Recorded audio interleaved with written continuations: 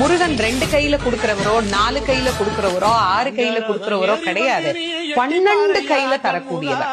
கேட்டவருக்கு கேட்ட வரங்களை அல்ல, நினைத்தவருக்கு நினைத்த வரத்தை விட அதீதமான நலன்களை வாரி வாரி வழங்கக்கூடியவர். அவர் 12 கையில கொடுப்பார். வாங்குறதுக்கு நமக்கு தான் 2 கை பத்தாது. அப்பேற்பட்ட வள்ளலாக விளங்கக்கூடியவர் முருகப்பெருமான். அவர் வள்ளல்னா பக்கத்துல இருக்கிற அம்மா சும்மா கிடையாது, அவள் வள்ளி. இவர் 1 கொடுத்தா அந்த அம்மா 2 கொடுங்கம்பாளாம். அப்படி கணவனும் மனைவியும் போட்டி போட்டுக்கிட்டு நமக்கு கொடுக்க தயாரா இருக்கிறாங்க. வாங்குவதற்கு நாம் என்ன செய்ய வேண்டும்? அவரை நினைக்கணும். எப்படி நினைக்கணும்? அரை நிமிஷமாவது நினைக்கணும்.